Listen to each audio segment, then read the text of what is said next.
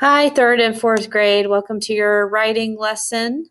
We are talking about sentence fluency today. So, sentence fluency in our little traits of writing picture up here, it's depicted as a cloud. Now, what we know about clouds, either they can be dark and gloomy or they can be nice, white, and fluffy and add some scenery, right? So just as white clouds float peacefully in the sky, or thunderclouds arrive with alarm, sentences and phrases float through a piece of writing. Do you want your sentence fluency to be subtle or alarming? Now, what exactly do they mean by that? We'll explain further in this lesson. So when you write something, your sentences can either make your writing sound choppy and inconsistent, or you can have a lot of flow in your writing. It just sounds nice when you read it out loud. That's what I mean by flow. So people who use sentence fluency very well, they use a variety of sounds. Sometimes they use repetition or they use rhythm. They experiment with language, like with figurative language. And usually we see a lot of this in narrative writing. There's a variety of beginnings, so you shouldn't be beginning your sentences all the same way. That's that choppy sound I'm talking about. There should be a variety of sentences, so they shouldn't all be the same length. You should have some short sentences, you should have some longer sentences. There should be some different types. You can have some exclamatory sentences in there. You can have some questions in there. Basically, you don't want to be too repetitive. There should be some transitions, especially when you're writing a persuasive piece. By transition, I mean we should have a signal when you're changing topics. And readability, it just means that it should be smooth and flowing. Like what I said earlier. It should sound natural. So don't sound like a robot, is what we're trying to say. All right. Now we're going to look at some examples. Well, I should say non-examples, things not to do. Okay, so let's look here.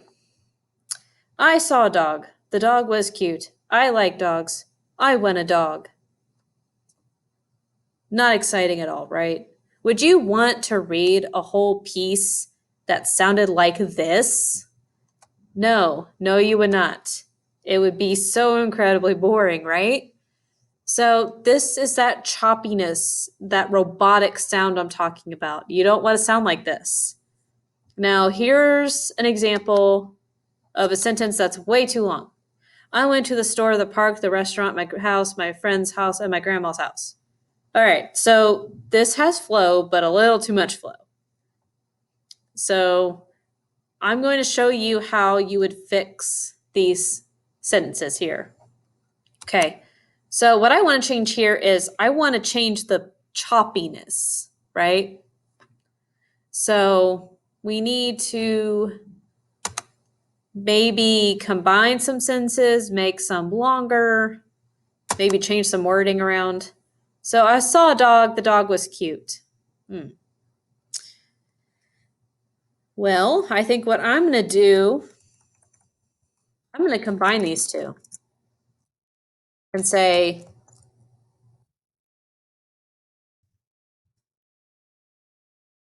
I saw a dog and the dog was cute. Okay. I like dogs. I want a dog. Okay. Now then, how do I fix this? Well, I kind of feel like these two are so similar. I like a dog. I like dogs. I want a dog. So I think maybe I could do the same thing. I could try to combine them a little bit. Or I could just say, I want a dog. because I like them. So it sounds a little bit better now. I took out some of the choppiness. I saw a dog and the dog was cute. I want a dog because I like them. So you also see I got rid of the word dog and replaced it with them. That's because I didn't want too much repeating of the word dog in there.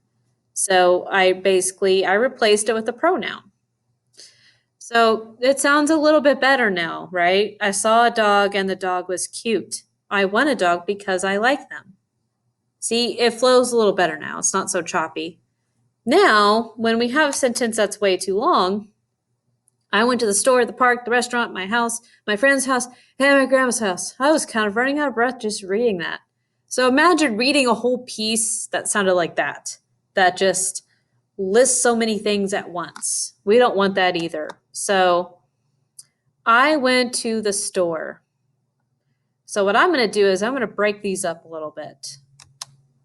I went to the store. See, now these are a little bit harder to fix. So here's what I'm going to do. I'm going to put a period there. After the store, I went to the park. So I kind of wonder if maybe we don't even need to list all of these.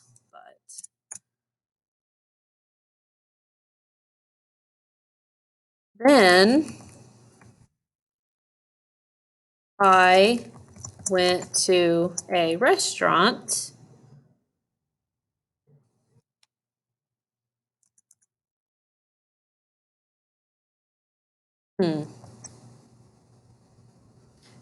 So I wonder if maybe we don't even have to list all of these. But then I went to a restaurant. So you see, this does take a little bit of thought. It takes a little bit of thinking. After eating, not my house, I went home. So I'm going to say home instead of my house. I went home.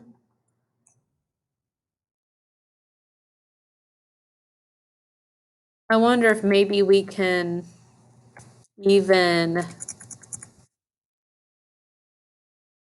I also went to my friend's house and my grandma's house. Okay, I'm going to read it again. I went to the store.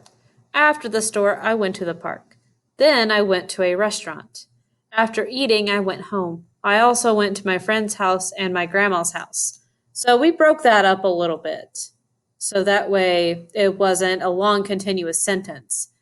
Now, this paragraph could use a little bit of word choice help, but for the sake of this video, I'm not going to talk about that. I'm just focusing on fluency. So in your assignment today, I'm going to give you some paragraphs that are very much like this, and I want you to fix them and do what I just showed you in the video. So for a short, choppy sentence like what we had up here, you may need to combine them. You may need to make them a little longer so that way it flows better. And if you get a super long sentence, then you may have to do the same thing. You're going to have to shorten it up a little bit. Okay. And I would also recommend you read them to yourself to make sure there is some flow there and that it doesn't sound too long and winded or it doesn't sound too choppy. All right. Make sure you do that assignment and submit it. I will be checking for completion.